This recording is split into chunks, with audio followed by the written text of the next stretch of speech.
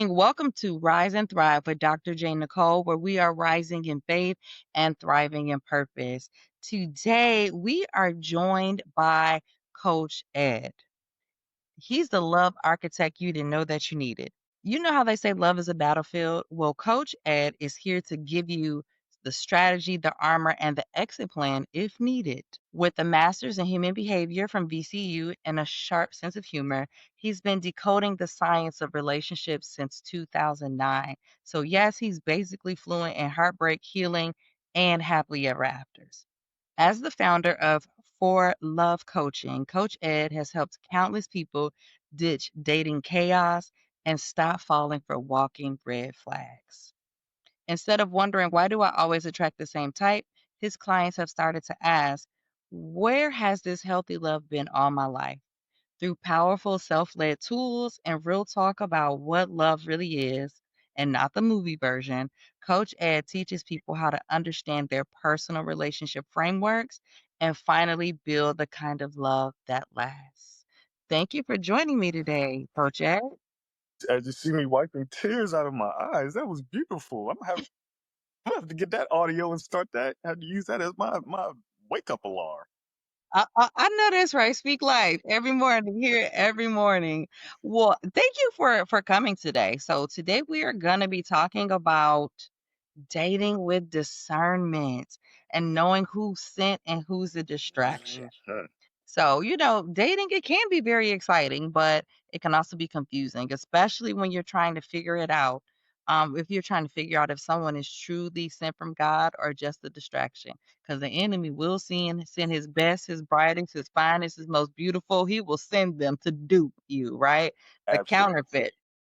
So, in a absolutely. world that's full of mixed signals, how do we date with discernment? And how can we recognize the difference between a God ordained connection or a relationship that's simply pulling us away from purpose? So, in this episode, we're going to explore how to trust God in dating, how to recognize red flags, as well as divine confirmations, and how to navigate relationships with wisdom and intention. And Coach Ed is going to give us some tips and tools and strategy to do so. So, welcome. So, Thank you for having me. Not to cut you off, but I have to make sure that I lead with telling you how grateful I am to be here with you and your audience. I appreciate it. yes. And we're happy, and I know we are going to be blessed by you being here. So, if you would, before we jump into the topics, tell us a little bit about how you founded your organization, your company. Sure. I began For Love Coaching. Really, I began it in 2020. And it was on the heels of me just telling people on the heels of the lead in that you gave me. And as you were saying, how people are duped. And I was duped. Mm. The worst part was by myself. Ooh. Mind you, therapy helped me to own and embrace that. But you meet somebody in church and my father's a minister. So I'm the definition of churchified, as I like to say. And so, for me, meeting a woman in church, I'm like, how is this a bad idea? Yeah, thank you, God. Thank you. Meanwhile, God's looking down at me like, I didn't send her to you. Demons believe in me also. Sure do. Yeah. You didn't discern, Edwin. You just looked at a pretty face. You didn't ask questions. You didn't look at behaviors and be honest with yourself. Yeah. And before I go all the way down the well, I just kind of stop that part there and say, in that conversation that I was having with whomever, I understood, listening to their story and Mhm. listening to their disappointment and their heartbreak. And for me, that's when the light bulb went off. And I said, okay, another conversation with God. I'm like, all right, Lord, I guess I, had this hard experience because, oh, you had a purpose. I'm supposed to help others. I have this background. I have this training. I have this hard lesson earned. Yep. Let me be a blessing and try to help somebody else avoid this same heartbreak and expense. Yes, I love that. A lesson earned. Mhm. That's real. And even what you're saying, like I resonate with that as well. and having gone through a divorce and didn't really consult God like I should have, right? Like, and even discernment. Some of those things I overlooked and having to take accountability, and in doing so is so freeing. So I know this conversation is about to be real good. Okay. So let's get into it. What does it mean to date with discernment, really? And what's the role of spiritual discernment in romantic relationships? Do you remember growing up and getting that whooping and being told you know better? Yeah. That's what discernment is. That's what Tell dating me with more. discernment is. We know what healthy interactions are. We know what loving behavior is, but we put those things down. We ignore red flags because we're thinking, well, they don't mean that. Or, no, I mean, I know this, but if I don't, then I won't have a date to my girlfriend's wedding. Or, how would the church people look at me? Or whatever excuse you want to fill in the blank with. We Hmm. know better. We know better. We know the unhealthy behaviors that we're receiving.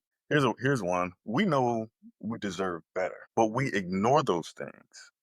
And we often do that because honestly because of a lack of self-love. There we go. The love deficit is what I call it. Yep. Yes, it's because of that. Mhm. And what I've experienced, and please stop me if I go running down the field and you don't want me to Mhm. go in that direction or go in that direction yet. With my clients, I've seen this a lot with women that are older, Mm. and they feel like their clock is ticking, or they're Yeah. afraid they're going to be alone for forever, and they end up settling. And you don't have to. So I'm gonna stop talking there.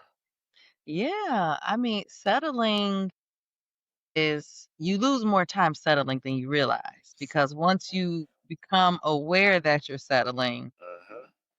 what do you do? Because some people, they just be like, "Oh, well," for what all those other reasons are that, like, cause you to settle, and a lot of it is appearances, right?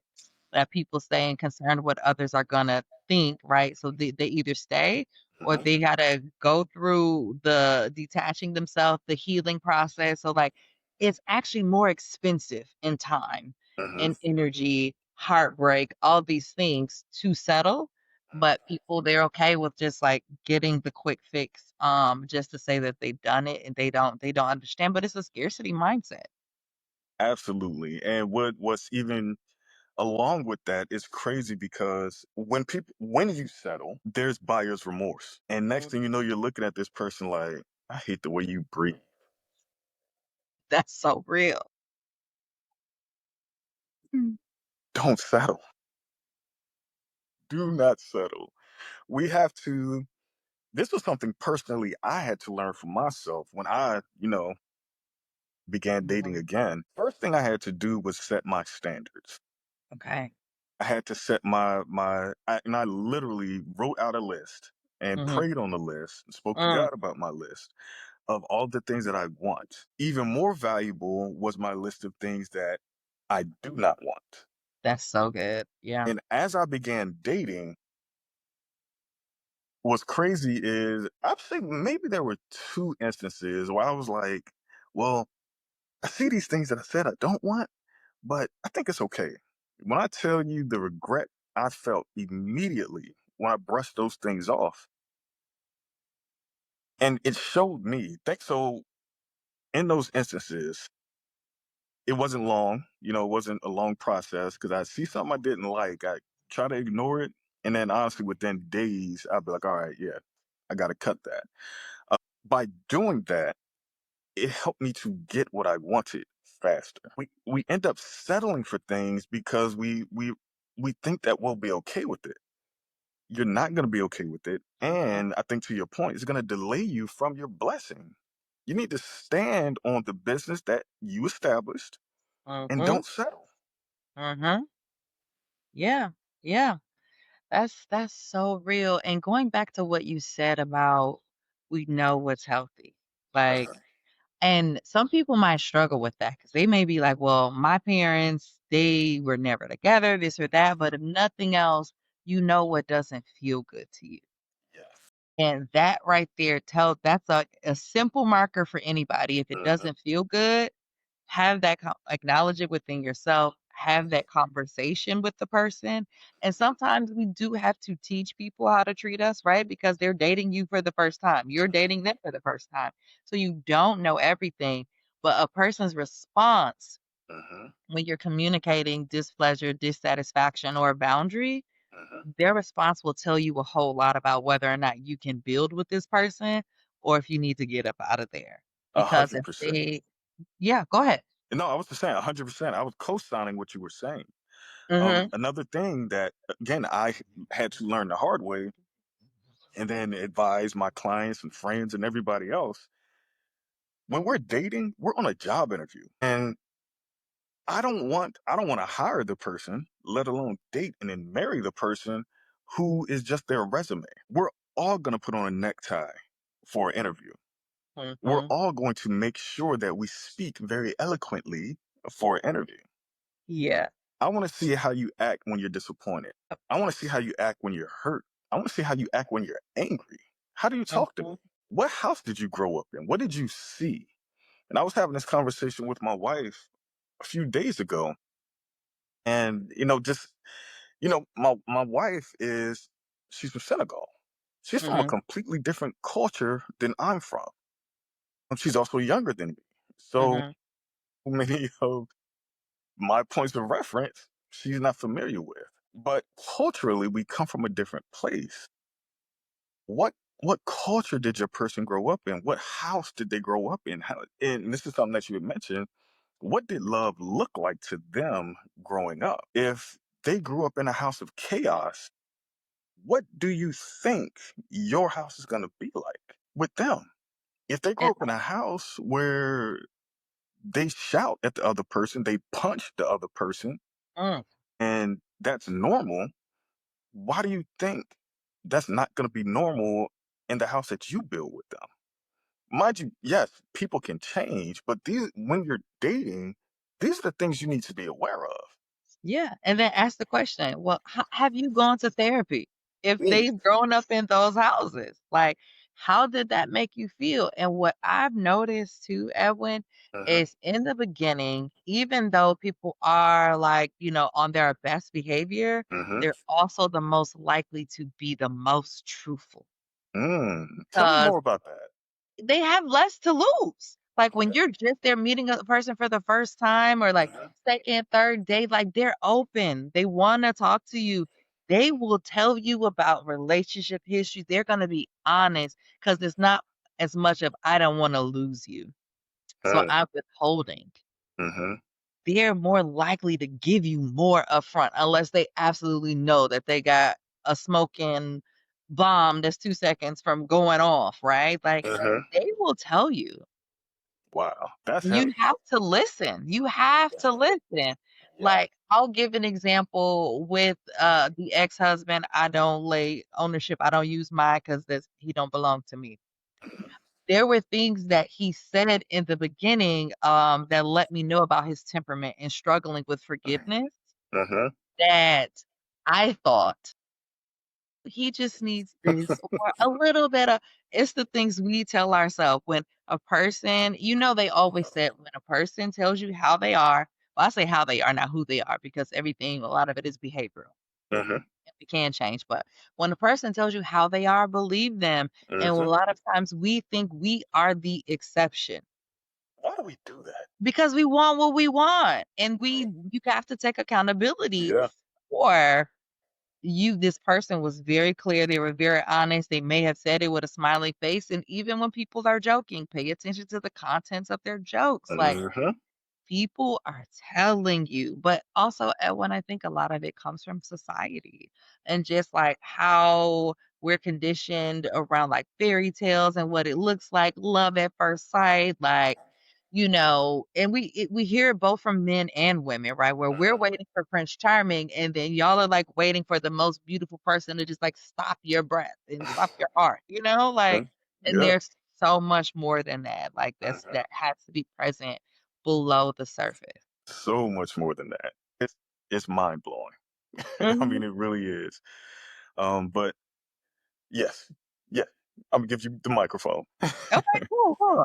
So I heard you say something that's really good and a great segue to the next question. Okay. After doing your healing and Mhm. you said, "Okay, I'm ready. What are my standards? What do I want? What don't I want?" And then you did one of the most critical and important things that I don't think a lot of people do, is you went to God about it, right? Mhm. So let's talk about prayer and wisdom and why they are essential in the dating process. I can't remember where it's Jeremiah. Okay. I think it's Jeremiah, but where God says, I know the plans that I have for you. Oh, that's 29:11. Yeah. Mhm. Another quote. And I heard this quote when I was in like middle school, but it's burned in my brain and in my heart. Man Mhm. plans, God laughs. We don't know what's best for us. God does. We still have a responsibility though. Mhm. So we need to do our best to make the best decision. But then we need to pray for godly direction. The mistakes, I could point to every mistake I've ever made, but the mistakes that I've made in my life, if I had a prayed about it and been honest and listened to God's answer, I'd be so rich by now. On and on and on and on. And that's the case for all of us. Mhm. It takes discipline, from for on our part to stop, pray about it, and wait for God's answer. It's that waiting part that It's the gets waiting sure. part. It's the waiting part. And that's even when we're praying for something on our own, the hardest part is just waiting. We're not patient people, I think, just overall, but Mhm. especially nowadays, with this microwave technology, we all want something instantly. We want something quickly. That's not how God is. Mhm. I think about Joseph and how long he was locked up in jail. Mhm. But what you gonna do? We have to wait. We have to wait. We have to seek God's guidance and wait for His answer, and not be impulsive, not be impatient, not jump, from left foot to right foot. It saves us time. It'll save us frustration. It'll save us money. Mhm. Again, not always easy, but if we can discipline ourselves to wait for Him and wait for His direction, we'll end up on the better side of things. Absolutely, and that waiting, we think we need to help God. Let me speed this up for you, Lord. No, we are making a mess. We are making a mess of Every what time. good, perfect, orchestrated, divinely orchestrated, and Mhm. we just make a mess because we want what we want, or we're listening to that self-doubt, right? Like, we're listening to these self-defeating things or allowing Satan to get in our minds in that waiting season, and we need to be like Jesus in the wilderness when Satan pulled up on him like, "Yo, I know you hungry. Go on, make some bread. Turn them stones into bread." And Jesus, he stood on business, and he said, "No, it is not good for man to live on bread alone." Like, yes, I'm hungry, but I'm not willing to settle. But you said something with that though. That goes to knowing yourself, Yeah. knowing who you are, knowing the power that you have in you. Mhm. He's like, this is Jesus. What I need to turn a rock into bread? I'm Jesus. And Satan, then that shut up, get out of here. But Jesus knew who he was. Jesus knew the power that he had inside of him. Imagine if we understood the power we have in us. Imagine yeah, if we understood our purpose and the huge things God has planned for us. We wouldn't waste time on fools. But and we're you looking at the things we can see. We're looking at we're looking at our mother or our parents that want to be grandparents. We're looking at the church people that are wondering why you ain't got nobody yet. We're looking at our friends who are looking at the wedding invitation like, oh, okay, so you don't need a plus one? Mm. We're looking at what we can see as opposed to looking at what God is looking yeah, yeah. That's and that's a lot, but everything that I'm hearing, I heard a theme of external validation at. Mm-hmm. is what we're seeking, and going back to what you were saying about Jesus knew who he was. Mm-hmm. My belief, I've come into this some at some point this year, is that majority of the issues that people experience, and this is also true in the clients that I support clinically, right? In therapy, almost everything is a spiritual identity crisis. Mm. You don't know who you are, you Mhm. don't understand whose you are and what comes with that. And when you can start to operate in that, you move different, you show up different, your Mhm. choices are different. Waiting is still difficult, Mhm. and you're like, "He got me," or you're willing to talk to him. "God, it's getting a little rough over here," Yep. because I Absolutely. don't wanna do anything to delay what you have for me. I believe you, and I know you deliver on your promises, and Mhm. I'm having a hard time right now. God, help me. Send me some reinforcement. Give me clarity or remind me of what you said because right now my mind is thinking something different. Mhm. And I'm Struggling. Yeah. Because we're not meant to carry it on our own. And like the more and more I get deeper into my relationship with God, Mhm. this is the one codependent relationship we wanna have. We don't wanna do not like, you don't wanna do anything without him, and he's Mhm. always gonna show up. He's gonna do everything he said he would, Mhm. and where we get in trouble in addition to the waiting, Mhm. it's the letting go of the how, letting go of the how. And he does it in the way that some of the ways we don't think, it doesn't look like it, it doesn't happen when, it's that makes it that much more beautiful though, like, when you can just surrender. I had to learn not to tell God specifically how I want him to answer my prayer. Yep. And I learned that when I realized that God kept shocking me. And I realized he kept shocking me when it finally clicked. And I'm like, I was not expecting the blessing to come that way. But we Mhm. see that even in scripture. When Mhm. Paul and Silas were locked up Yeah. and were praying and singing, and then God sent an earthquake and they became free. Yeah, and what was, I forget who that was where he told them to march around 7 Joshua, times. There we go. Yeah, to Joshua, march around 7 times, and God, they would. God doesn't bless us in ways we can predict. Yeah, And my theory is that we can't predict it because we ain't God. and we're not supposed to, and We're also not supposed to. that's control. When we're telling God what we want, how we want it, when we want it, we're not greater than God. He's gonna do what he wanna do. And also, I think too, some of that can come from our lived experiences because we want to know what to expect so Mhm. that we aren't disappointed. We want it that way, like it's a tactic for self-preservation, but like it's God. He's not gonna disappoint you. He's undefeated, Undefeated. but we have to learn that faith. Yeah, And when we come from a background where we've been hurt, yeah, where we've been disappointed, where yeah. we've been heartbroken, when we've had things taken from us or had parts of ourselves ripped from us, as you know, it's hard to trust. It's Mhm. hard to not have your hands on the wheels. It's difficult. But this is where therapy comes into play. And Mhm. this is again where your relationship with God comes into play. It's Yeah. in our most broken moments when we don't have any answers, when we don't have anything, when we have to learn that trust. Mhm. And it's in that vulnerability with God that we really do learn God.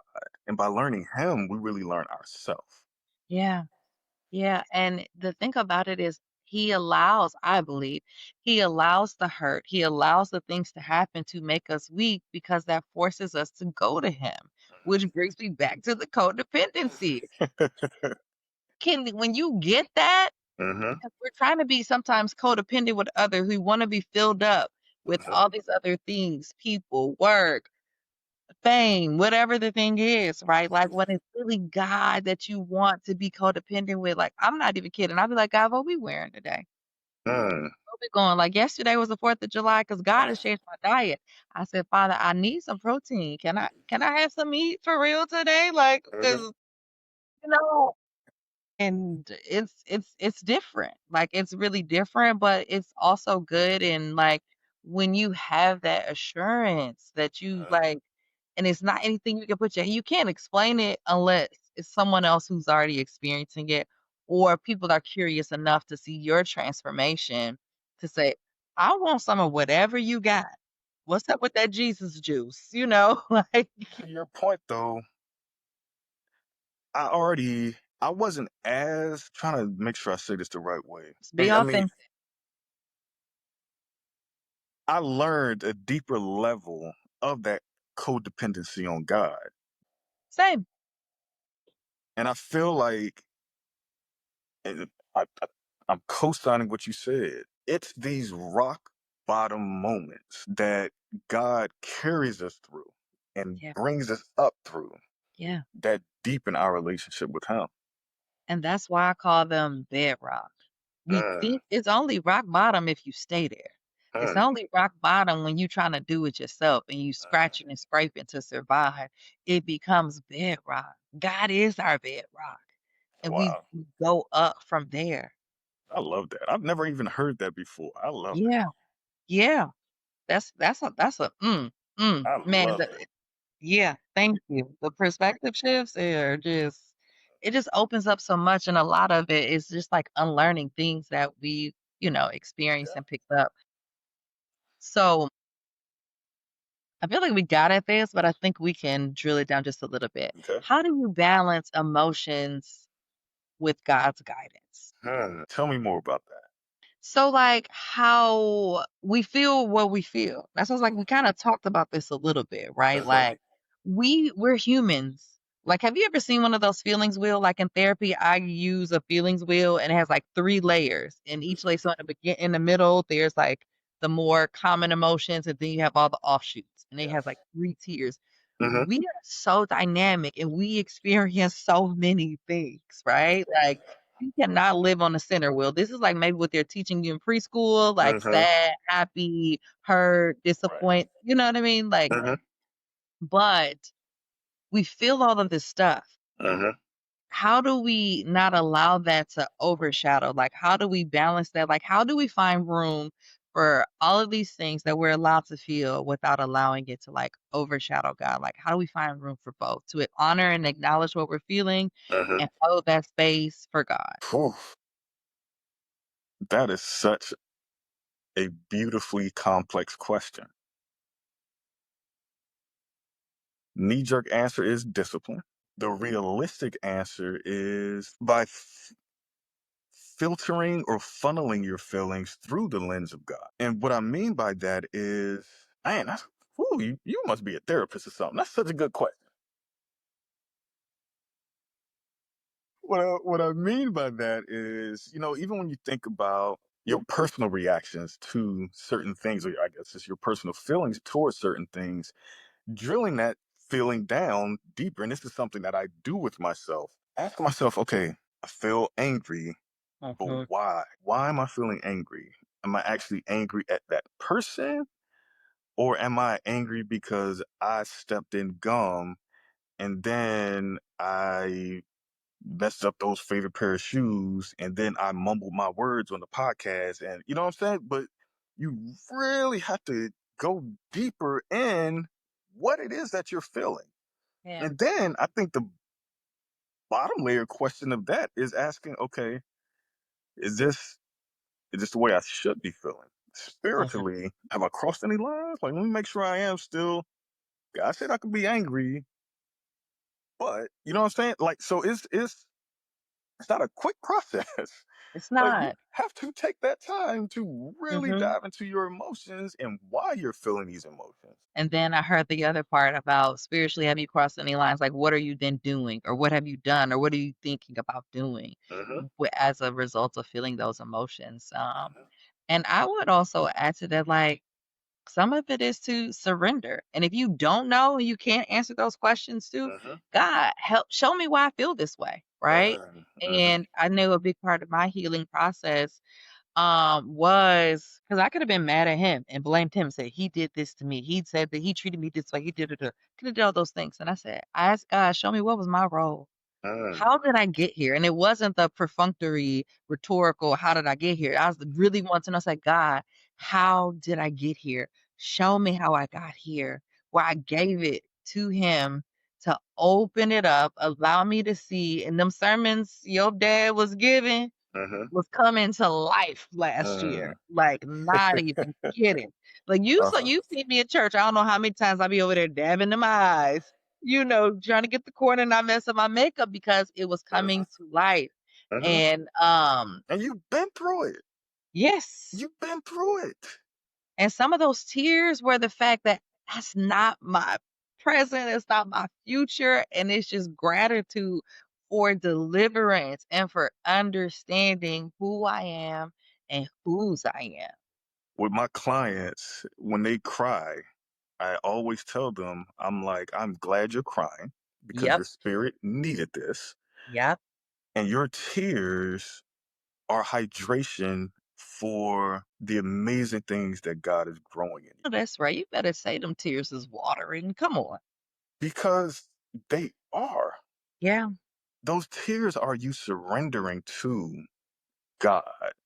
Those tears are you.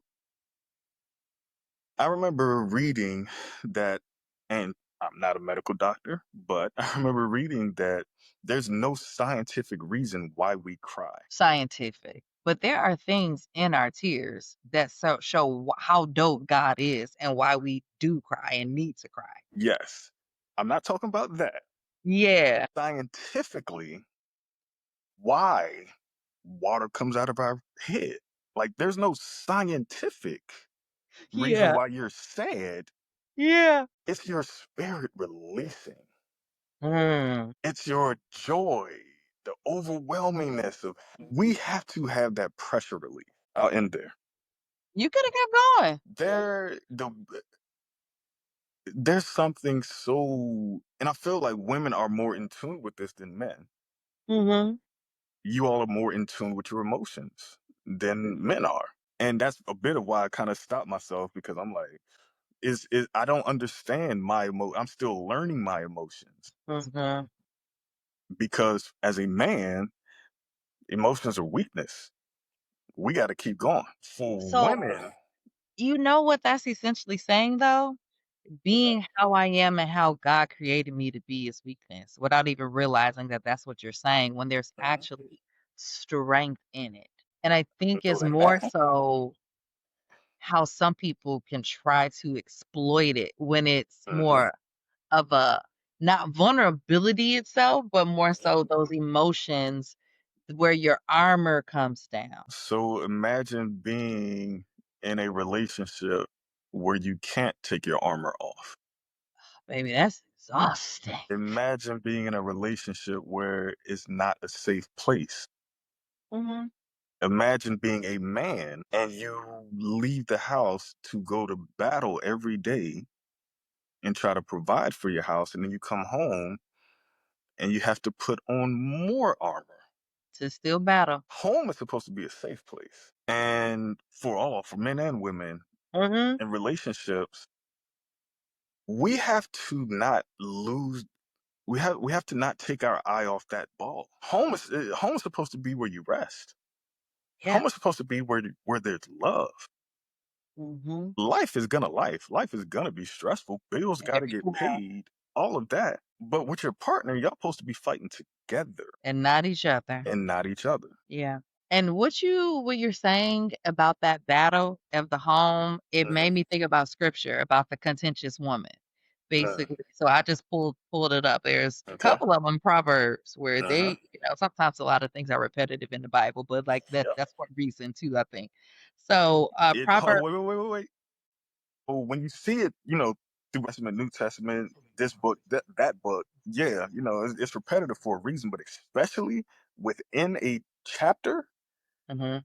when God says it multiple times, it's for emphasis. Yes. And I think it's in Genesis after Moses dies, Mhm. and God says, Joshua, get up and go. Mhm. He says, how did he say it? Be strong, for I am with you. Yeah. God says this. I think he says it 4 times. And I view it the same way as again when we were growing up. And I know for us growing up, before we went into somebody's house, my dad would be like, "All right, now, yeah, when we go in there, y'all better act like y'all got sense." And he said, "Yes, sir." He said, When we go in there, act like y'all got sense. He repeats it. God is our Father. He's doing the same thing in the Bible. So when he's repeating it, That's good. you better make sure you pick up what he's putting down. But that's not your point. I'm sorry. Please continue. No, that's good. Like that really does drive it home because it's in two different times in Proverbs 27 and Proverbs 29. It says, which version is this? This is the NIV. A quarrelsome woman Mm-hmm. is like the dripping of a leaky roof in a rainstorm. Mm-hmm. And then the other one said, how did they put it? It's Be on the roof, be on a hot roof. better to live on a corner of the Mhm. roof than share the house with a quarrelsome or contentious woman. Yes. Right. And I think that goes like obviously this is speaking about women Mm-hmm. because this is and if I'm not mistaken, the speaker is speaking to their son. Is it a mother or father speaking to their son? Father. Yes, a father speaking to his son. So it's not we ain't dragging women here. But it speaks to that, right? Like and we're meant to have like that peace at home. And people show you early on that they are quarrelsome. Mm-hmm. Their histories tell you that they are likely to engage in quarrelsome behavior. And Mm-hmm. unless a person can articulate or you ask questions, because I encourage people to be curious rather than to make a judgment that just because they said that these things have happened, that we are disqualifying them, but ask the question, what work have you done, right? Like, what does their healing look Yeah. like? Have they looked to correct those things? Mm-hmm. Um, so let's go ahead and get a little deeper, Coach Ed. Okay. So we're going to shift more into the signs that someone is sent by God versus a distraction. So, what are some of those signs of like a divine connection or that it's where like the alignment of values? Yeah, just talk to me about that. Like, what are the signs that this is like a God connection, a divine connection? Their fruit they are known. Come on.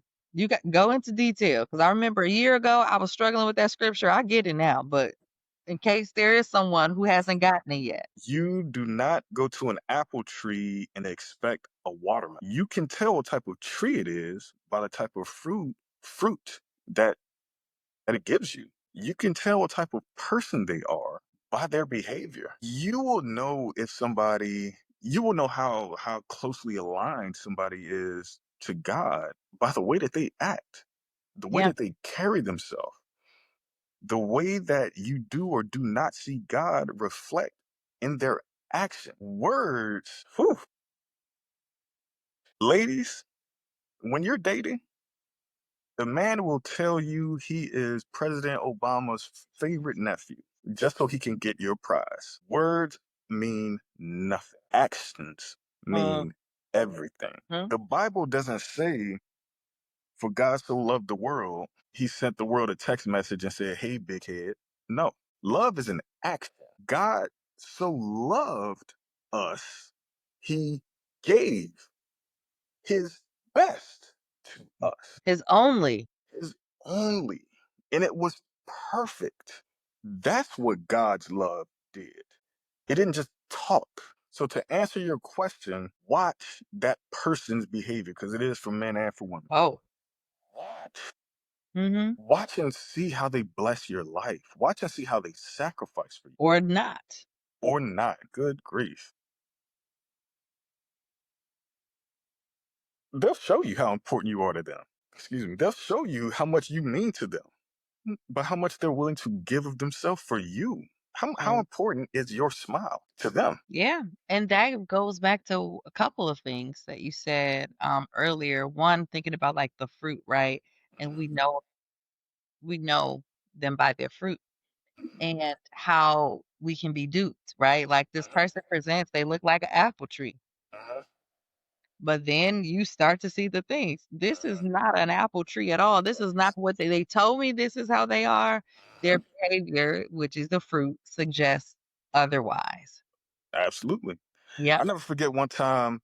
This was, gosh, probably 12 years ago. But I was flying somewhere, and there was this guy. I say one of my cousins, and he had on Fendi everything, hat, book bag, shirt, pants, all of that. We land, and we're all what we landed, and I think we were I don't know we were walking like to the parking lot or whatever. His clothes. had to cost $15,000.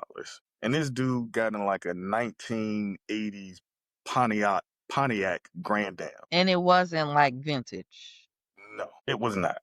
Okay. So he was presenting as an apple tree, but then the fruit of the vehicle he got into did not say Fendi everything. It did not say apple tree. For all of this branded stuff he was wearing, he should have had a driver waiting for him, but he didn't. That's good, Evan. That's good. That's good. And the other thing that kind of came up is worth, self-worth, right? And when people, how they treat you, the behavior. Hmm. Why do people stay? Why do we stay? And it gets down to self-worth and the work that they need to do. There are a lot of us like who this goes to like that brief conversation we had on Sunday about how people are encouraged to rush and partner up and get married, Hmm. right? Yeah. You don't even know who you are. Yep. And so then you might see people later, and I think we've probably seen versions of that. I think it was for me too. Like, finally found someone that I didn't realize I was settling, checked enough of the boxes. This guy that he's in so many of my prayers. Oh, he has to be it. I didn't have my don't list. And then, feeling like, okay, I got it, but then you got to deal with the aftermath of it and then staying in it. But like, what even allowed me and others to settle, right? Like, Hope. Hope. okay, that's simple. That's good. Come on. Again, what I teach is when it comes to relationships, hopefully, people will grow and change and improve and all of that. But you have to look at it going into a relationship like all sales are final. Yeah. That person is who they are. And they were like that way before they met you. Women do this more than men do it, which is women will get into a relationship and be like, oh, I could change him. Dating for potential. Dating for potential. No, Hmm. you need to go into that relationship. Again, all sales are final. As is. You have to be willing to accept that person as they are. Yeah. And that goes back to creating your standards list and Hmm. your go no go list. Because if you know you cannot be with somebody that smacks their food when they eat, I don't care how pretty they are, you better stick to that standard because 3 years, 5 years, 15 years down the road, and they sit there smacking their food, that's gonna drive you up the wall. You're Yeah. gonna be embarrassed when you take them to the business brunch or whatever. So you see what I'm saying? Like you have to stick with your standard. Mm-hmm. Mm-hmm. Period. Mm-hmm. That's good. He said it's the smacking. I'm just cracking up because that's the thing that bothers me. Like, and it's bringing up funny stories for me where I'm like, does nobody else hear them? It wasn't someone that I was dating, Uh-huh. but I'm like, every time we hang out with this person, nobody hear that but me. Like, Yeah, no, I'm with you because it drives me up the wall. That's why that was the first thing my brain would go to. Just trying to I think of an example. digress. Yes. Okay. So on this other side of that, what are some of the signs of distraction? And I think you kind of gave some hints when you were talking about it, but like, let's make it plain, right? Okay. So for my clarity, what do you mean by distraction? So if we're saying who's sent by God versus a distraction Gotcha. versus like dupes, what are some things to help you recognize a dupe or a counterfeit in dating? So it's the same thing. Like you'll know if they're hustling you. You'll know if they're a distraction. I'm gonna I'm I'm gonna give this not clarity, this extra bit of context, but and Yeah. so please like push No, me I off if like I'm context. going And I in the think wrong direction. context or examples help people Hmm. to help break it down. Okay. Yeah. So, but yeah, like I said, if I move in the wrong direction of what you're saying, please let me know. You But good. when Just you flow. say distraction, I look at a distraction as you're distracting me from my mission, from my purpose, the Yeah. purpose that God has me on. Yeah. And it is very, very, very clear to me if I know, and this is such a high level, concrete example, but if I'm the teacher of high school at my church Sunday school, and I started dating this woman, and she's like, "We can just watch church online." To me, that makes it very clear. I know my mission.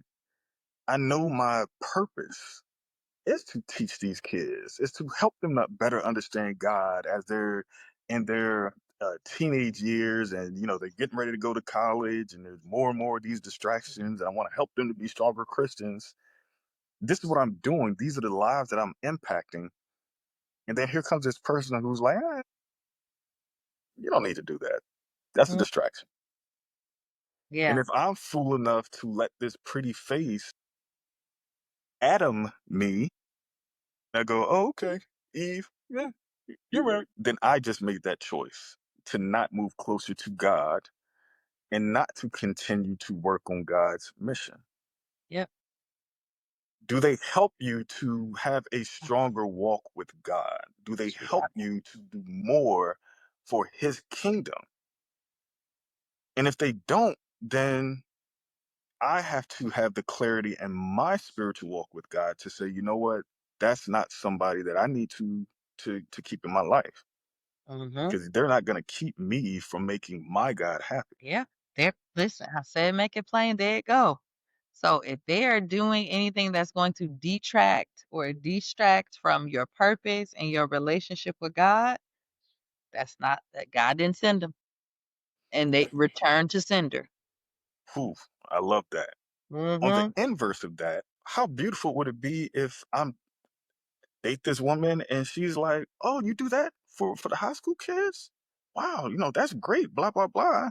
2 3 months down the line, she's like, "Hey, babe, I came across this. My Eventbrite alerts let me know that the Bible Museum is doing this. Do you think your kids would be interested in that?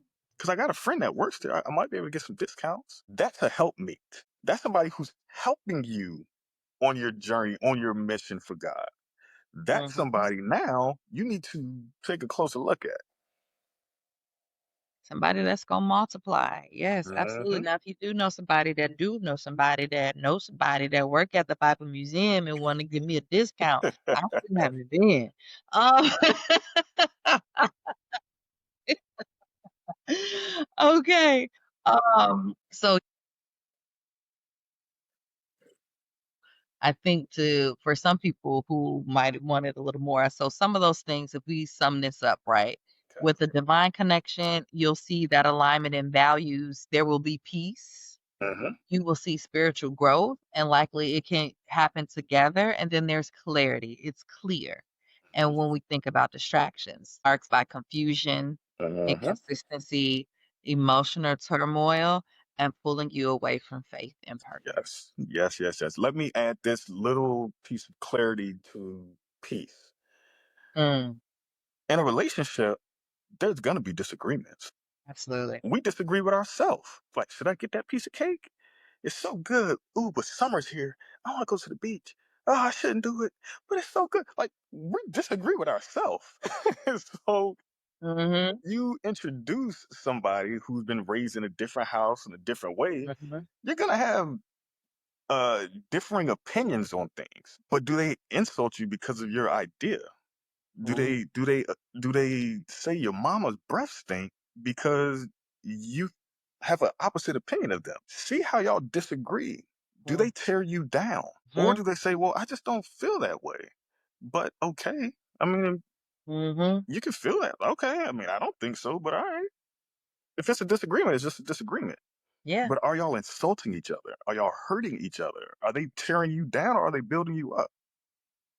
Look at the way that you disagree with that person that's in your life. and where this could get tricky is if you've come from a contentious home, some people still go forward because this is familiar.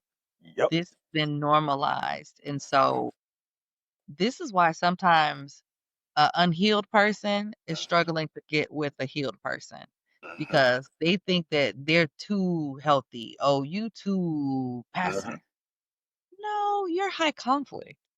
mhm, Person. That's actually what the issue is. So then they don't know, or like how sometimes people are like, "Oh, he's too nice." mhm. That's something but we are going to point outward versus saying, "You know what? I'm not a good match for him. I would eat him up." Mhm.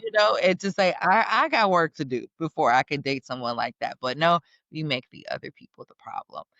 But a person then they may be slower Mhm. to recognize some of these patterns of distraction because they grew up in a home where they saw a relationship plagued by distraction and they don't yet know.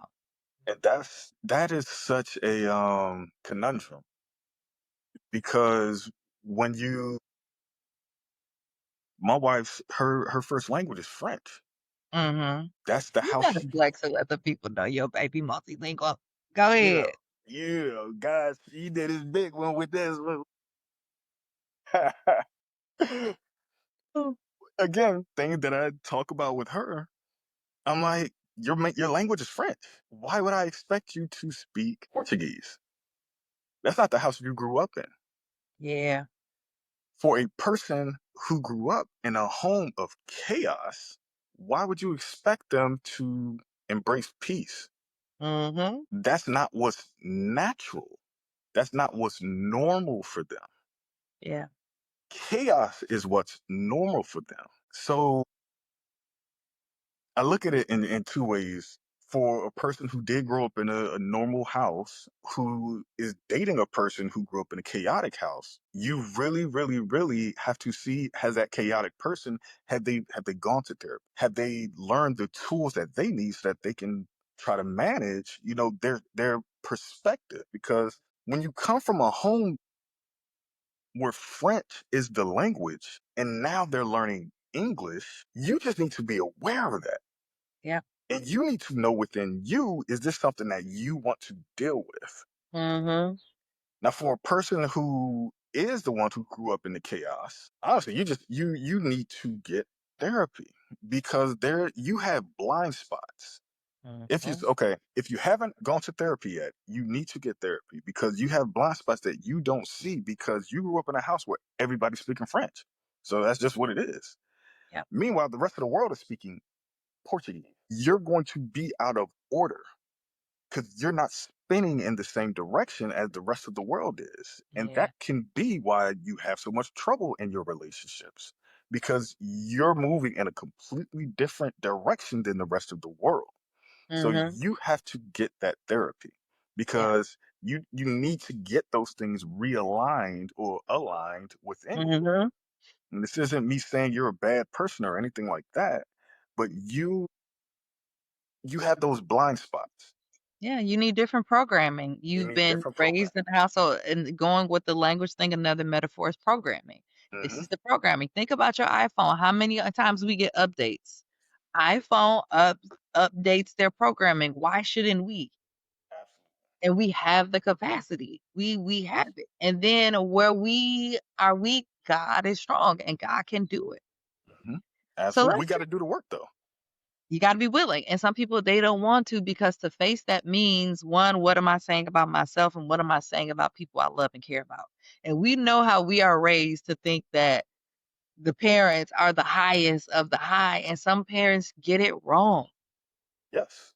Well, every parent gets it wrong at some point, but some are just more than others, Absolutely. where people are being raised in households of sin, where this is the family business. Like, have you heard of that show, The Family I Business? have. I never watched it, but I've heard about it though. So essentially, it's a kingpin, husband and wife, and Hmm. then they give their children this beautiful life into the world. They present like they got their covers, they're Hmm. well put together, they're established in the community, but by night, Hmm. it's all type of chaos and things that are happening behind the scenes Hmm. in that home. But their kids end up in the family business, Yeah, right? those So are you those are can blind raise the spots. child up and raise them wrong, and then this is what they know, and then they succumb to that pressure of Hmm. experiencing love and belonging and family, and so they do these things that don't feel good, that feel unhealthy, Hmm. but then the influence, the dominance of the parent and all the benefits, or that you're dependent upon them, it stops. So it's essentially an abusive relationship when you really think about it between. parents and children, and it happens, and so you have to be able to say, "They abused me. I was abused.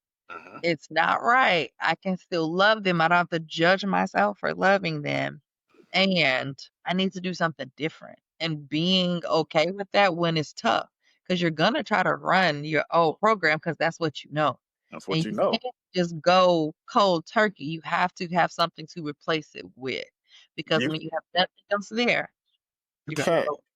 heal yourself in the same environment that made you toxic. Yeah, that's good, Edwin. That's so good. You can't, because Mm. where's your nourishment gonna come from? Right. What's gonna support you? You gotta choose you. That's it. It's not Okay. easy, It's not easy. but It's worth it. it's worth it, and you have to do it. If you want better, if you've seen the cycle and you see yourself repeating the cycle, Yep. if you don't want to keep doing that, you have to do something different. You gotta choose you. And what you do know is that if I continue, these horrible things, Mhm. these uncomfortable, these hurtful things will continue to happen. Yep. And be saying, we will that be enough of a deterrent for you to be willing to do something different. But people, they just go back to it because it's familiar Failure. and they know what to expect. And so therefore they know how to operate in it. When people say, well, it's better to go with the devil, why are we going with the devil at all? Is my question. Mm. Hmm. And I think that's where the therapy, Yeah. you all give people the tools to recognize they're continuing Mhm. a behavior and you show them, hey, here's a different door you can walk Yeah. Yeah. And support them, because again, right there, most people are still in that same environment. through. So they are starting to change. Now they can have an impact, but they need to be prepared to be exhausted from consistently communicating boundaries, to be Yep. exhausted from redirecting conversations, Mhm. and for some it's the best thing to do is to like disengage and Mhm. remove yourself, and to be okay with that, but also give the other people room to come around, because sometimes people need our absence to recognize their errors, their flaws, and that they do need to change. And then they see you go on and do better. And the person who's really open to change, Mhm. they'll say, okay, wow, it's me. Versus the other person, well, he, da, da, da, da. They're still looking for reasons why something's wrong with you. Right. That's a damn thing. Yeah. It's a damn thing. Yeah. Absolutely. Let's transition to some biblical examples of relationships, right? Mhm. So one of the classics that everybody know is Samson and Delilah. Talk to me a little bit about just like when attraction kind of like takes over and it blinds discernment. From like actual Bible story examples or just overall? You can do a little both. You free Okay. to freestyle. So what's so interesting about the look, the Mm, attraction aspect? Men, we are more visually driven than women are. And that's how Samson ended up getting a haircut. Because he was driven by looking at that woman. yeah.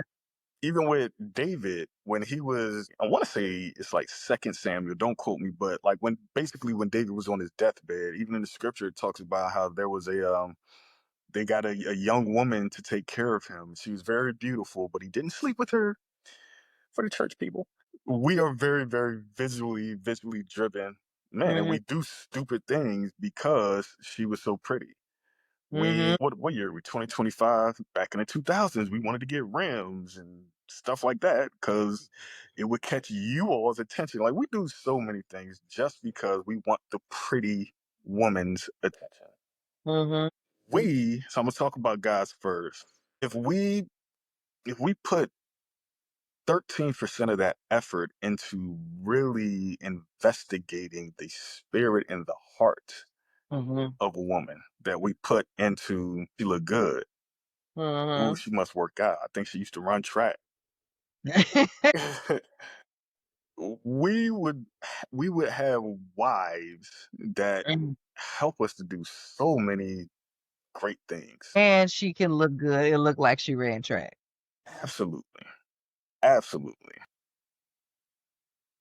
I'll stop there for the guys. For women, Mhm.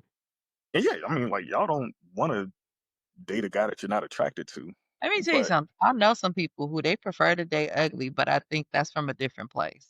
Because from a if different they place. yeah, that's from a different place. If they had the choice, yeah, they want to get somebody that is traditionally handsome, somebody that works out and is fit and doesn't have a Mhm. dad bod and a gut and gets his hair cut and blah blah blah. Like, we want people that are attractive, and we're attracted to people that we know other people are attracted to as well. It gives us a Mhm. lift. When you're operating from a healthy place. When you're operating from a healthy place, Yeah. yes. But the look of things as we get older, it's gonna change anyway. It's literally in Ecclesiastes, about youth and not being concerned with that. I think that was this morning that I was in my Bible in a Year plan, Hmm. where it talks about that. Like, Yeah, that's beauty something. is fleeting. Yep. It's something like we're gonna get more gray. The skin is gonna get loose. It's gonna get more flappy, and that's just with natural aging. God forbid there's a car accident and you lose your legs, Mm, you lose your eye, you damage a nerve, and the left side of your face is now drooping. So why would you stay? Are you actually connected to that person on a deeper level than just you look good? yeah. Is that your friend? Is that your connection? Is that your heart? Is this somebody that you've already built with or that you can Mhm. build with? Looks, and let me not lie, they do matter. I mean, we want to have somebody that when they're sleeping, their heads on our lap, we look at and we're just like, they look like an angel. Like, we are not wrong for that. No. But we need to be expecting more than Mm, just a pretty face, because yeah. you can find pretty everywhere. I Mm, want y'all to know that. It's not difficult to find pretty. What's difficult is to find somebody that you can laugh with. It's difficult to find somebody that will tell you that everything is going to be okay when you're disappointed. It's difficult to find somebody that's going to pray for you when you're crying too hard to even say the words to God because your heart is so heavy. yeah. Or someone that you can even cry in front of, right? And be yourself and not always have to have on that armor. Somebody that's going to wipe away your tears. Looks matter, not stoning anybody for that, but look for deeper than Mm. just look. And you don't have to do an or, because there's somebody who's gonna go to the opposite end. She's too pretty, ain't no way she can be BCC. And so they just don't. But again, that's a belief. That says something about That's the a belief. And back to what we first started talking about, you're worth somebody attractive. Like, you're worth that. It's not mm, an or. Like the good doctor just said, it's not an or. yep. And I think as you were talking, and I was thinking more about the story of Samson and Delilah and reflecting back, right? Like, this is classic pulling away from God. Like, Hmm. she kept asking him over and over again about this thing, and he's like, he wouldn't tell her. Then he finally gave up. But it's just interesting that he gave up instead of leaving. But this also can tell you about just how distracted he was and how good the experience was that he was having, that Hmm. he gave up his promise. What would, that's such a great point. So I'm going to hit you. What can be so good looking to us in the moment that we'll walk away from God? You don't got to answer if you don't want to. No, because it's layers to it, and it's a question that I had to answer. I had to also. It's a question that I had to answer, right? I And think it's it a question we all need to ask yeah, ourselves. yeah, and it's again, and I'll say on this without going too deep, Hmm. it's an identity crisis, not being clear and who you are, whose you are, and may not even understand your purpose, and Hmm. it could also be connected to programming Yeah. and those core beliefs that have been built on your programming, as well as some of your lived experiences. and have being able to challenge those. Hmm. Yep. Now let's shift to more healthy, right? Okay. And I want us to specifically talk about this relationship and what's so good about it. Boaz and Ruth, because everybody else be like, I'm waiting on my Boaz. Right? I hear women. I don't know if it's men being like, where my Ruth?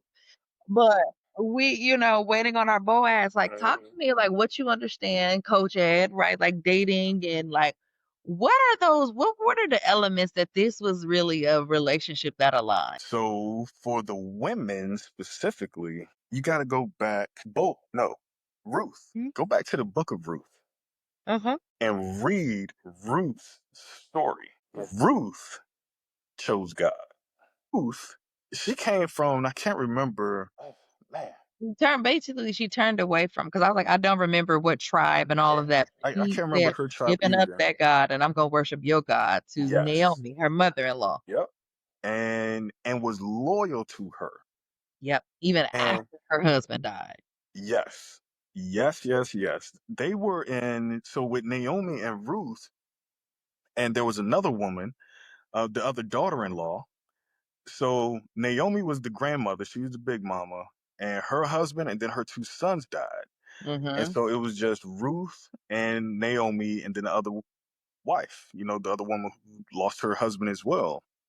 And Naomi was so depressed and so broken because she lost all means of income, if we'll speak plainly about it. Sustainability. Sustainability. She lost that. She lost her husband and her boys. Mm-hmm. Didn't have a way to sustain herself. Mm-hmm. And she even said, she was like, change my name to. Mara. So the other woman was like, so and Naomi was like, I'm gonna go back to my homeland. I'm gonna go back to my parents' house because this is just I can't do this stuff no more. And the other woman was like, yeah, I'm not going with y'all. You can go be sad on your own. I'm still young. I can still go get me somebody. Ruth said to her mother-in-law, like you said, I'm gonna go with you. Wherever you go, I'll go. Whoever your God is, that'll be my God. Mm-hmm. Ruth sacrificed and loved first. And then she ended up me and before I even jumped there, Ruth was working to provide for herself and Naomi. She was minding her She was business. minding her business, but she was working. She was working. She wasn't searching for no man. God don't say Mhm. you go to this nightclub at this time and you'll find your man. No, God says do it. Follow me, and I will provide for you. And that's what Ruth was doing, minding her business, drinking water, working. And then the man that God sent for her found her, noticed her. He didn't just be like, "Oh," he didn't pull up on her. He didn't Uh-uh. come with, "Let me get her before somebody else get her." He saw her. She ain't have to do the most. Message. He saw her and was like, "Yo, who is that?" And the people told him who she was. Mhm.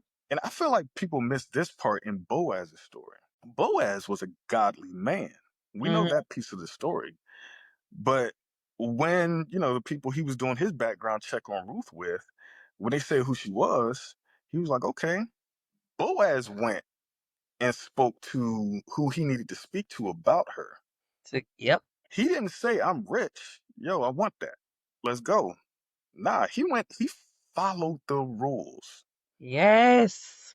He made sure he didn't step out of line out of God's order. Mhm. Once he got the blessing, once he made sure everything was good, then he went to Ruth.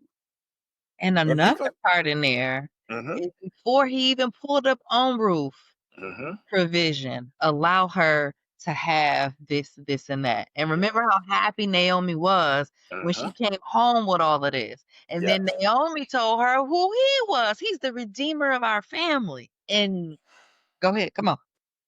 Love, I said earlier, is an action.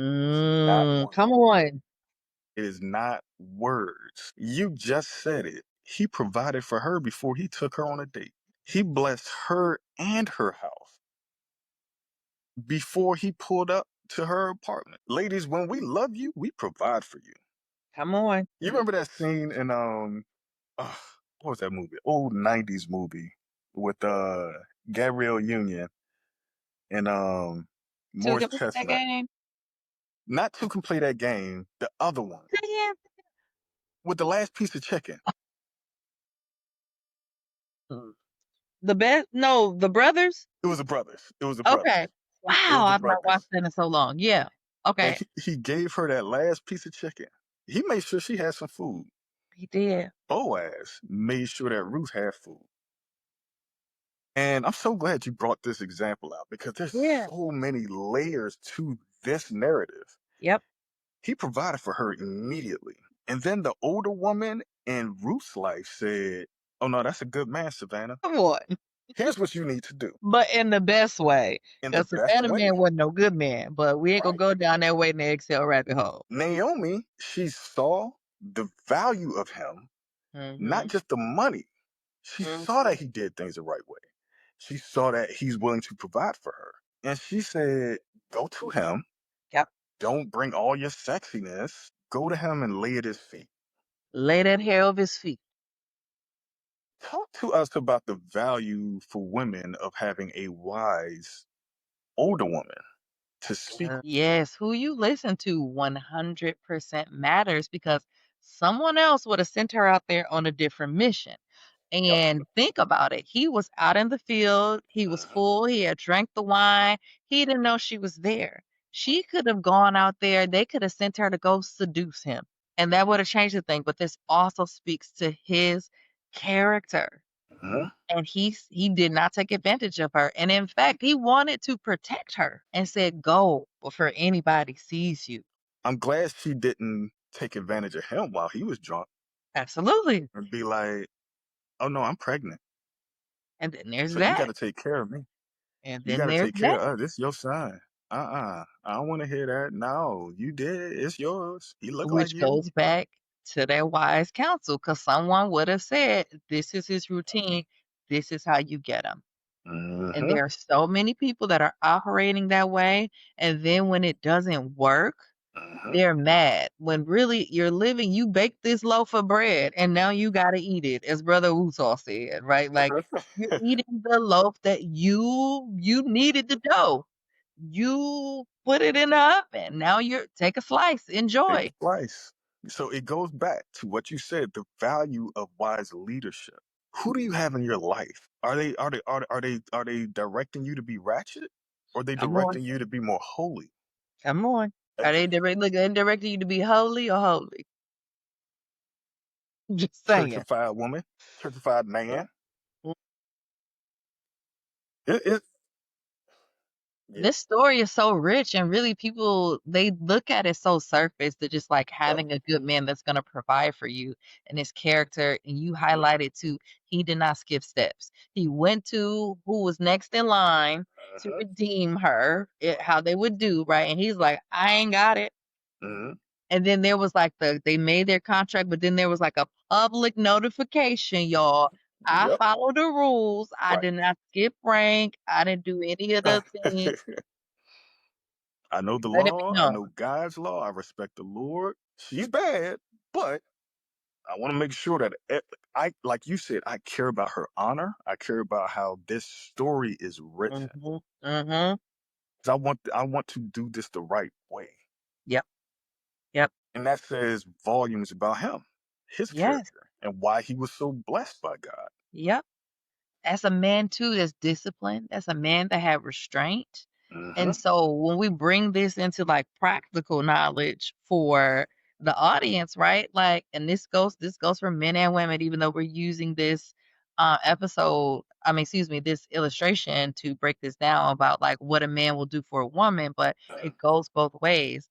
They are not going to do anything to compromise your character. They're not gonna wanna push you to do things that are outside of your values. They're not gonna do anything that's against the law of the land or of God. Like, these are all things, and even when no one is there, but Hmm. who's gonna know? Right. That's not your person. It's They're not. trying to bypass all of these things to gain access to you in a way Hmm. that is not holy. We'll go back to the word. It's not holy. Kanye West hates, and I don't know if they've gotten their divorce yet or not, but Hmm. he hates that woman that he's married to now. Really?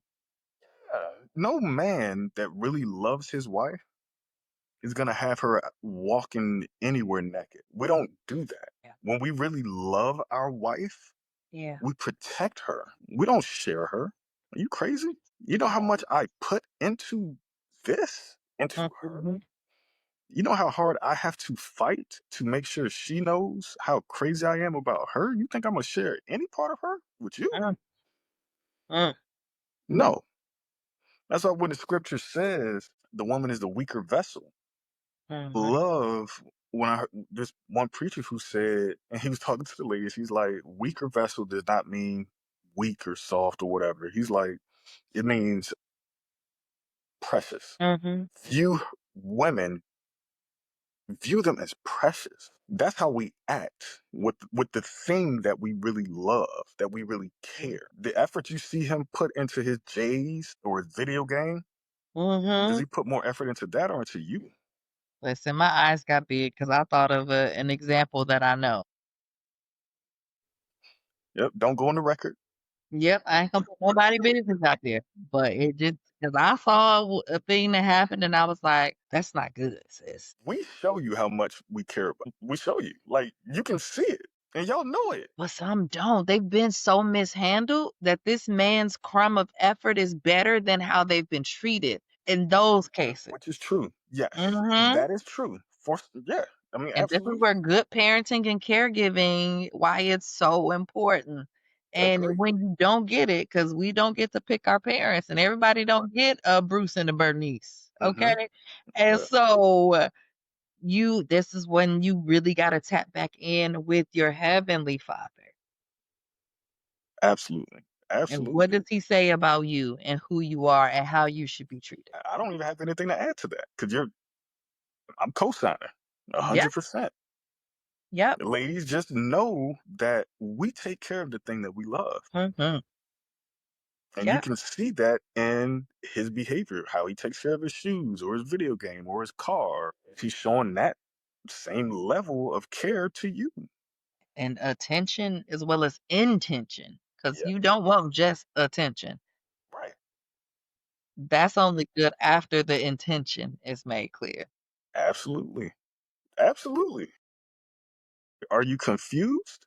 Because if you're confused, then that says it all right there. We're Mm, very clear about the things that we really do want. yes. Yep. And you see it. You're absolutely right. You definitely see it. Yeah. Definitely see it. We could that in itself could be a whole episode, but I'm gonna move us along just a little bit so we can wrap because get you back to the rest of your day. Okay. Okay. Okay, so a big part of this, what we're talking about is God. So, like, what does trusting God and the dating journey look like? And like surrendering your plans and desires for that of which God has for you. Trust. You have to trust God. So from the beginning, we have to establish our standards, Mm-hmm. establish our walkaway list. And as we're dating, we have to stick to that list.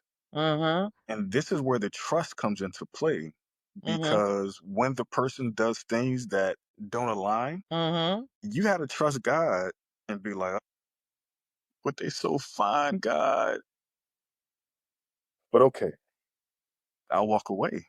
That means he got finer for you. Yes, it really does. But you have to trust and have that conversation with God like, Lord, I really love 1 through 4 with this person, but 5, I I can't. know I gotta walk Mm, away. So I don't want to, God, but I'm going to and trust that you have better for me and walk away. mhm.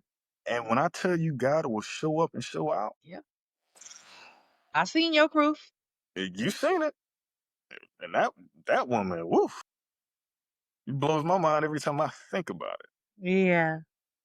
But you have to have that trust in God and you have Mhm. to be willing to walk away. And it's not easy. Mm-mm. Trust me, it's not easy. Yeah. And it won't happen as quickly as you want it to. It might happen even faster. Yep. It could be on some Joseph stuff and take however long it's gonna take. The key is you gotta just wait. Wait on the Lord. Yeah. Wait for his direction. Yeah. And I think another part in that, well, I'm gonna ask a question before I say that because Okay. this might come out in this. Why? Talk to me about like why rushing can lead to unnecessary heartbreak. When has a time that we rushed through anything made the end result better than we thought it would be or even good? That's so simple. It's so good. Don't rush. Please Mhm. don't rush. Oh my gosh, don't rush. Mm. You can't if you dang, this is more biblical than I intended it to be, but when you plant a seed, you can't rush the crop to grow. And It's you going don't dig to it up. Is it you don't growing? right. No. We have to let things take the time that's required. I know that I'm with it. Like we want what we Mhm. want when we want it. Mhm. But when we were kids and we ate all of the Halloween candy that night, exactly. We know how it ended up. Mhm. Patience, it really is a virtue.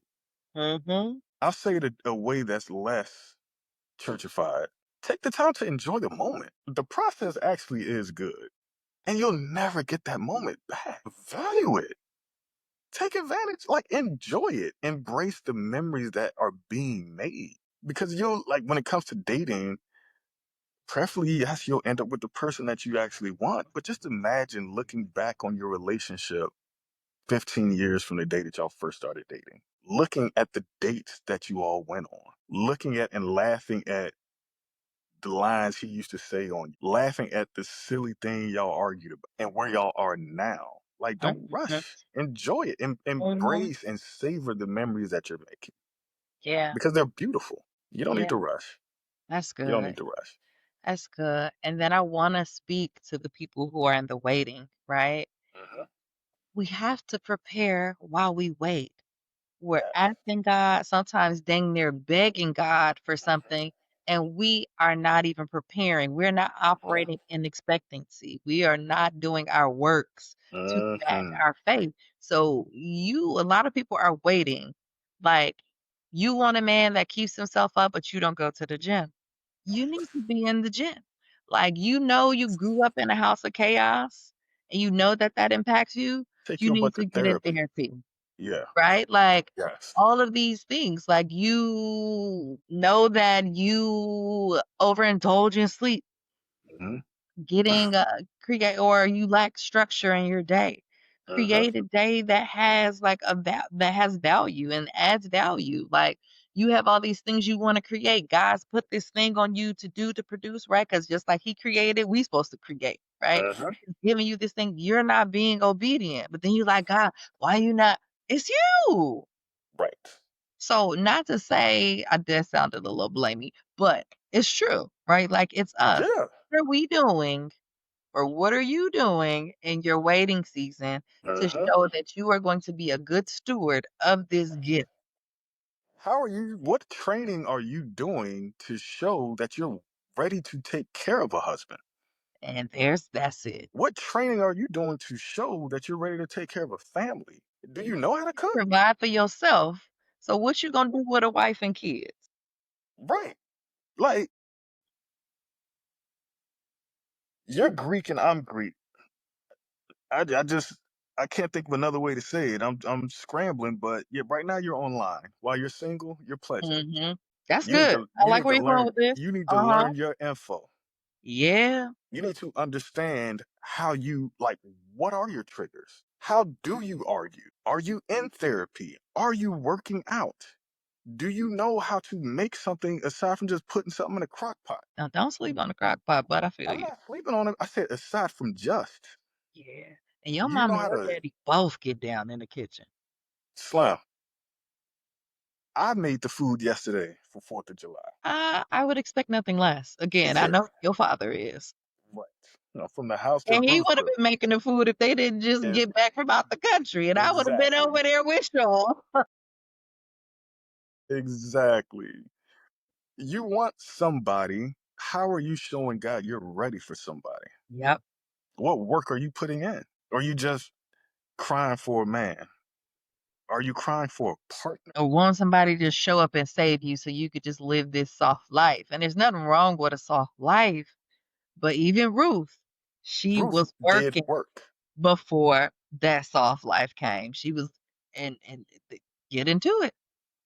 Do the work. And essentially, like, that's purpose. Focus on you and your purpose, and it will happen. Yes.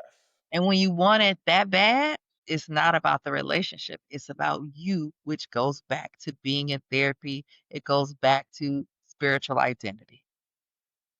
How is your spiritual life? How much time are you spending studying God's word? And you were saying What? this is more biblical than you like wanted, but like it needs to be because No, it the needs to book, be. the Bible, it does tell us how to date, and you can't connect that and Mhm. expect it to be. You can't disconnect it and expect it to be good. Like it's in there, so we have to have it in here. This is the examples. This is the book of life for a reason. God is the one that made marriage. And why are you talking about you want a spouse and you don't even understand what this marriage thing is? You gotta learn God. You gotta learn you.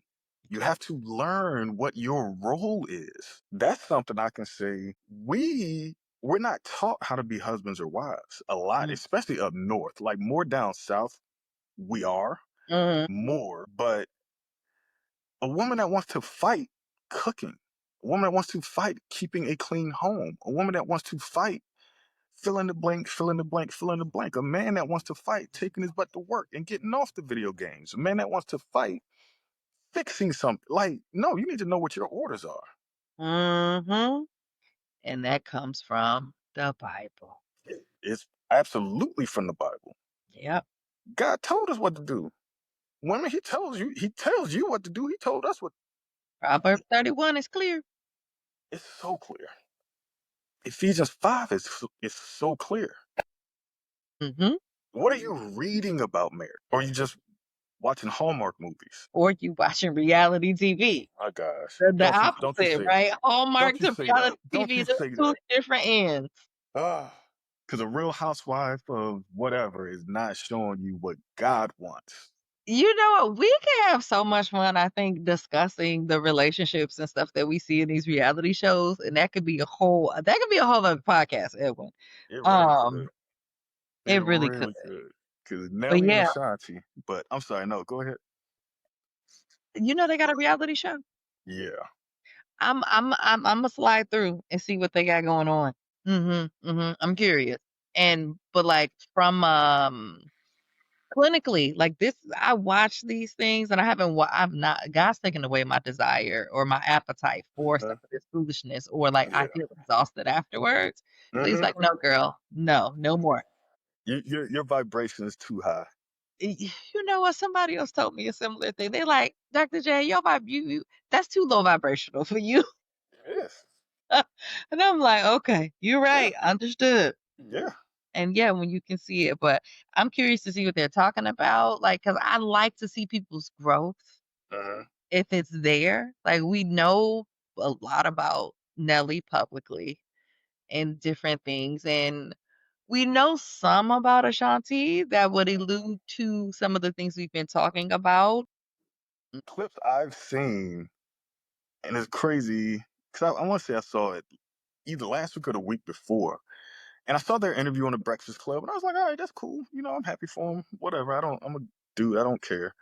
But then a couple days later, I saw a clip with Nelly, and he was like, yeah, I'm not getting up for the baby. Like, nah, I'm not doing that. And as soon as he said that, I'm like, that's interesting. And it definitely just makes me wonder about their dynamic. I don't know. What else is he not doing? And how is she compensating? Ashanti, why exactly did you go back to Nelly? Exactly, and this is why I wanna watch and gonna watch it through the lens of the conversation we've been having here today. Exactly, the study of human behavior, but also that love deficit, I know it's gonna show up. The spiritual identity is gonna show up. I know all of these things are gonna show up. Yeah, Yep. I'm eager to see what you surmise. Yeah, yeah, yeah. Okay, so I want to thank you for being here. This has been such a really, really good conversation. And I hope, well, not even hope, I know we gave some things to our audience to help them in their waiting, to help them get clear on what their roles are, and to have their standards and their walk away list, right? Good. Yes. So that, and this doesn't mean that you, because some people gonna take that checklist thing real crazy, like real far, like the list, Mhm. and it's gonna Right. be like this is not even a human being, Right. or they needs this is a person who hasn't reflected and looked at themselves. But have your standards, have your walk away list, know Mhm. what the Bible says about who you are, what it says about relationships, Mhm. and what that looks like. We've given you examples with Samson and Delilah, as well as Ruth and Boaz, and there are others we could give as well, but we only have so much time. So to bring us to a close, if you should leave the audience with one powerful truth to help them rise and thrive, what would it be? Love is it's a verb. Love is an action. It's not words. With up there we go. Okay. Um it's love is something that is done. Don't let him just say words to you. He has to show you. She has to show you. Mm-hmm. My favorite example that I give to my clients is with Jacob and Rachel or Leah. I don't I can't remember. I mean, because When he had his both. I right, struggle I with both know. I of them too. always mix them up. The one that he actually wanted when he got it's Which in I think Genesis. was Rachel? I think it's He Rachel. I'm really pretty loved sure it's Rachel, Rachel. yeah. Yeah, I'm pretty sure it is Rachel. It is Rachel. But when he got to the town, it reads, I think I want to say it's Genesis 53 or 54. But when Jacob got to the town and he saw her, he ran up to her like he's crying. That's Ladies, does he show? Don't expect him to come up to you crying, but does he show that type of enamorment with you? mhm, Does he make you feel that sought out, that loved, that appreciated? mhm, Use this as your loose but not too loose metric. Have somebody that's going to give you that last bite of chicken, mhm, that's mhm, going to provide for you, that's going to love you, listen to you, wipe away your tears, make you feel beautiful, make you feel helped, unlike Nelly with Ashanti. mhm, You are the weaker vessel, the precious vessel, and you deserve it. Likewise, ladies, what are you willing to sacrifice for him? mhm. Y'all are a team. How are you both helping each other on a day to day? How are you both helping each other to understand God better and That's to good. act in the way that God would have you to act? Move closer to God, yeah. That's it. Thank you for coming to my TED Talk. All right. Well, like I said, thank you, and thank you for all of the gems that you dropped, the bars that were dropped, and practical examples. And so this is where we transition to the audience, where you all get your call to action. So for your reflection, have you been dating with discernment, or you been moving off emotion and vibes? And then I want you to take action to pray for clarity in your relationships, and that's whether you're in a relationship or if you're waiting, or your preparation season. So pray for clarity and be open to God's direction. And finally, I want to affirm you or leave you with an affirmation. I choose relationships that align with my purpose, not distract from it. All right. Well, thank you again for tuning in for another episode of Rise and Thrive with Dr. J. Nicole with our special guest, Coach Ed McClure.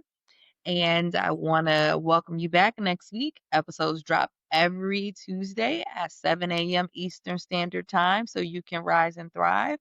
Merch is available, one of many things. So you could just go to Nice. evolvewithdrjnicole.com and you can shop the merch. We have a variety of things that are available to support you on your journey of rising and thriving. And we will see you next time.